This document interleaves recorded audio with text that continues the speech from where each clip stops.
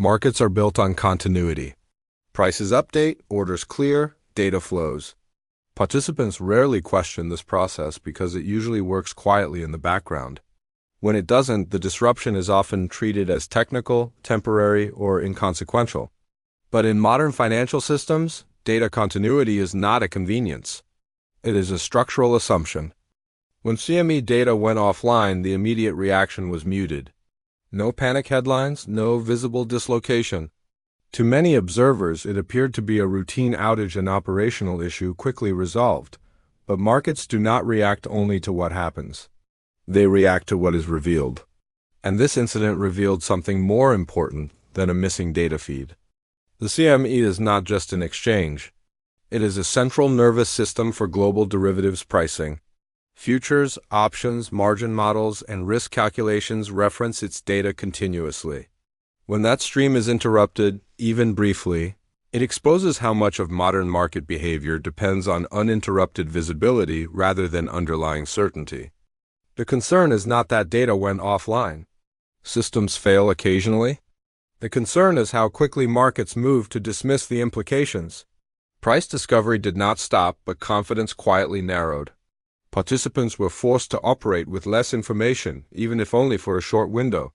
That condition matters more than duration. In tightly leveraged environments, uncertainty is not evenly distributed. Some participants can tolerate it, others cannot. When transparency declines, even momentarily, risk becomes asymmetric. Those closest to the infrastructure adapt first. Others follow with a delay. This staggered adjustment is rarely visible in real time. Importantly, the market did not reprice dramatically.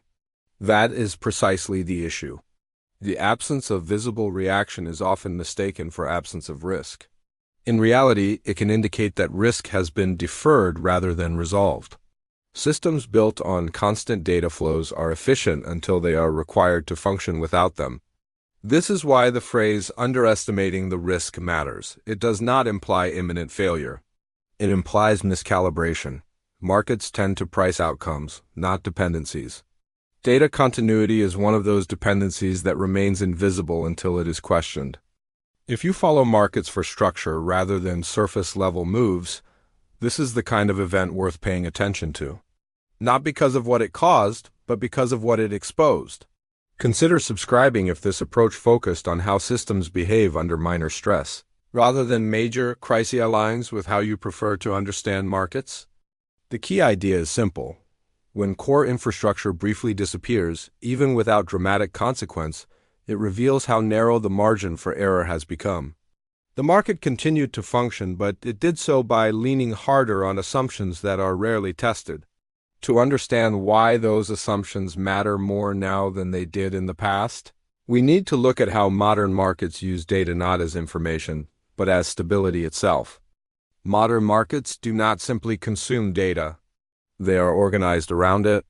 Prices, margins, collateral requirements, and risk limits are no longer derived primarily from fundamentals or judgment. They are calculated, recalculated, and enforced continuously through automated systems that assume uninterrupted data integrity. This is a relatively recent evolution. In earlier market structures, data delays created inconvenience. Today, they create ambiguity. Trading systems, clearinghouses, and risk engines rely on synchronized inputs to function smoothly. When those inputs are interrupted, even briefly, the system does not fail, but it shifts into a less transparent mode of operation. This is where risk begins to change shape. When CME data went offline, market participants did not suddenly lose the ability to trade. What they lost was precision. Pricing models continued to operate, but with fewer reference points. Margin calculations still updated, but with greater reliance on assumptions and last known values. Risk managers did not panic, but they became more cautious. This kind of environment favors certain participants over others. Institutions with deeper infrastructure and closer access to alternative data sources adapt quickly. Smaller participants, or those further removed from primary systems, operate with delay. This creates a temporary but meaningful information gradient. Markets rarely price this gradient in real time. They assume symmetry will return quickly, and most of the time it does. But each incident adds friction. It reminds participants that the system's efficiency is conditional, not guaranteed. The more leveraged a market becomes, the more sensitive it is to these conditions. Leverage amplifies small uncertainties into meaningful constraints. When visibility narrows, even slightly, leverage becomes harder to maintain. Positions that are safe under full transparency require reevaluation under partial opacity. This is why data continuity matters beyond the technical explanation. It is not about whether systems can tolerate outages. It is about how they behave when assumptions are temporarily invalidated. Do participants slow down? Do they reduce exposure? Do they wait for confirmation before acting? These behavioral shifts are subtle, but they accumulate. The market's ability to absorb shocks depends not just on liquidity, but on confidence in the mechanisms that distribute information evenly. When that confidence is tested, even without dramatic consequence, the system reveals where its pressure points lie. Importantly, none of this requires an extreme scenario. The incident did not need to cause price dislocation to matter. It only needed to remind participants that a core dependency exists. Markets tend to ignore dependencies until they are briefly unavailable. This is why the response matters more than the outage itself. The speed with which participants normalize the event suggests that reliance on constant data flow has become so embedded that it is no longer questioned. That is not a sign of robustness, it is a sign of habituation. To understand why habituation to uninterrupted data is more dangerous now than in previous cycles, we need to examine how market structure has evolved and why even small interruptions carry more weight than they once did. Market structure has changed quietly, but fundamentally. Over the past decade, the function of data has shifted from being a reference to being a prerequisite. Markets no longer use data simply to inform decisions, they use it to permit them. Trading, clearing, and risk allocation are increasingly conditional on continuous confirmation that the system is behaving as expected. This is where small disruptions take on outsized meaning. In highly automated markets, confidence is not built through observation alone. It is enforced through synchronization. Prices across venues update in near real time. Margin systems assume those prices are current. Risk engines assume correlations remain intact. When a core data source becomes unavailable, even temporarily, synchronization weakens. The system does not stop. It degrades gracefully, but graceful degradation is still degradation. During the CME outage, this degradation was subtle. Spreads did not explode, volumes did not collapse. But participants were operating with slightly less certainty about the state of the system as a whole. That reduction in certainty does not show up immediately in price. It shows up in behavior. Traders hesitate before adding exposure. Risk managers delay approvals. Algorithms adjust thresholds conservatively. These are not visible actions, but they influence flow. When multiplied across participants, they change the market's texture. Liquidity becomes more selective. Volatility is dampened not by stability, but by restraint. This is why incidents like this matter more in today's environment than they would have in the past. Markets are more interconnected, more leveraged, and more dependent on uniform data inputs than ever before. The tolerance for ambiguity has declined as efficiency has increased. In earlier cycles, markets could absorb informational gaps because decision-making was slower and more discretionary. Today, speed and automation have reduced the buffer. The system works exceptionally well when inputs are clean. It becomes cautious when they are not. That caution is not evenly distributed. Large institutions with diversified infrastructure can continue operating confidently. Smaller or more centralized participants are forced to rely on stale or secondary information. This creates a temporary hierarchy of certainty, where access determines advantage. Over time, repeated exposure to these moments reshapes expectations. Participants begin to price not just outcomes, but continuity itself. They become more sensitive to operational risk, even if it has not yet translated into financial loss. This is the quiet lesson of the CME data disruption. It did not cause damage, it demonstrated dependency. And dependency, once revealed, becomes a factor in future decisions whether markets acknowledge it explicitly or not. The more markets rely on seamless data to function, the less room they have to absorb interruptions without behavioral consequences. Those consequences are rarely dramatic. They're incremental, but they accumulate. To understand how this accumulation can alter market dynamics over time, we need to look at what happens when operational uncertainty begins to coincide with financial stress, and why that overlap is where risk becomes harder to ignore. Operational uncertainty rarely exists in isolation. It becomes meaningful when it overlaps with financial stress that is already present beneath the surface. Markets are most vulnerable not when a single system fails, but when multiple assumptions are tested at the same time. Data continuity is one of those assumptions. Liquidity is another. Confidence links them. When data disruptions occur during benign conditions, they are absorbed easily. When they occur in environments where leverage is elevated and margins are thin, their impact changes character. The issue is not that trading cannot continue. It is that confidence in the fairness and completeness of information distribution becomes conditional. This is where underestimation begins. Market participants rely on the idea that everyone is seeing roughly the same picture at roughly the same time. That shared visibility underpins pricing, hedging, and risk transfer. When visibility fragments even briefly, behavior adapts. Participants become more cautious about extending liquidity or maintaining exposure based on incomplete signals. This caution does not manifest as panic.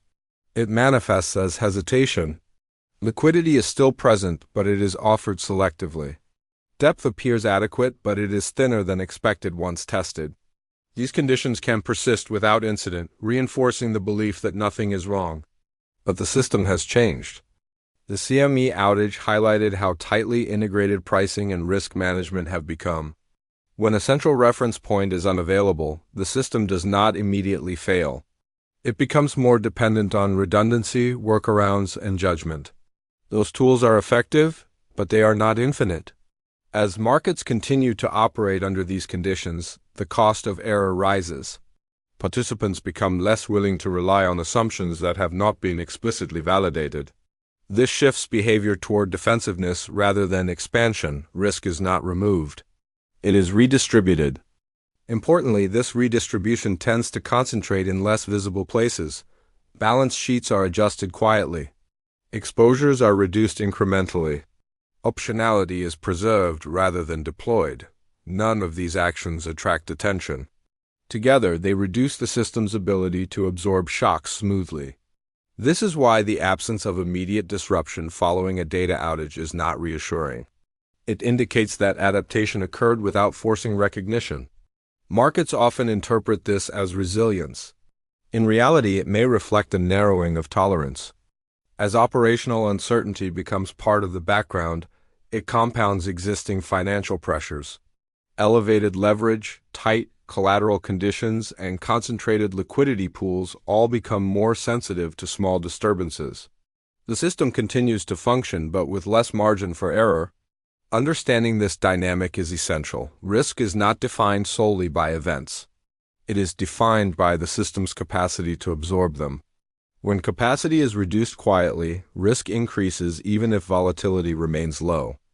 To see how this process can culminate not in crisis, but in revaluation, we need to examine how markets reassess dependencies once they are no longer invisible. The final phase of events like this is not disruption, but recalibration. Markets rarely change their behavior because something breaks. They change when something that was assumed to be invisible becomes visible, even briefly. Once that happens, the system does not return to its prior state. It adjusts its expectations. The CME data outage did not trigger a crisis. It did not need to.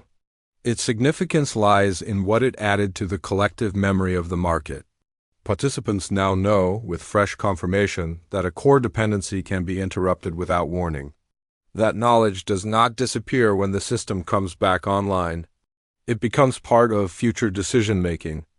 This is how risk evolves in mature systems. Not through singular shocks, but through the accumulation of small reminders that resilience has limits. Each reminder narrows confidence slightly. Each narrowing reduces the system's willingness to operate at the edge of efficiency. Over time, this changes how markets price stability itself. Liquidity is offered with more conditions. Leverage is extended with tighter constraints.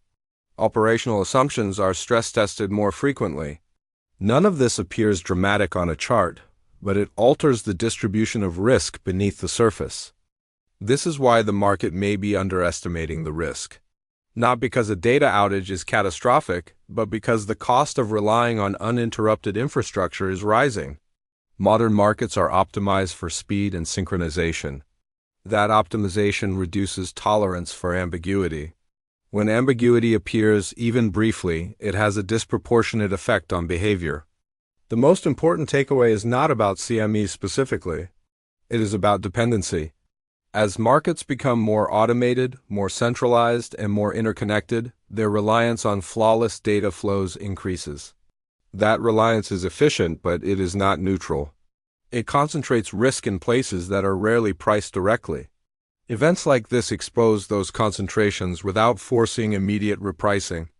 The danger lies in mistaking that outcome for irrelevance. Markets often ignore what they can work around until they can't. This is not a prediction of failure.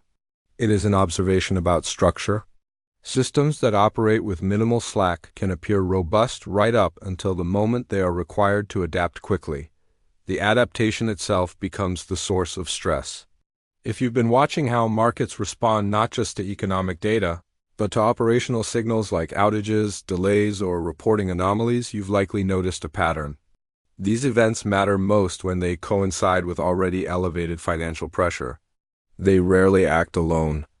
As we move forward, the question is not whether data systems will fail again. They will. The question is how much tolerance the market retains for operating without perfect visibility, and how that tolerance is distributed across participants. If this kind of structural, systems-level analysis helps you interpret market behavior beyond headlines and price moves, share your perspective in the comments. And if you know others who track markets through infrastructure, not just narratives, consider sharing this video with them. The risk the market is underestimating is not the outage itself. It is the growing reliance on systems that leave little room for uncertainty and the quiet adjustments that follow when that uncertainty briefly appears.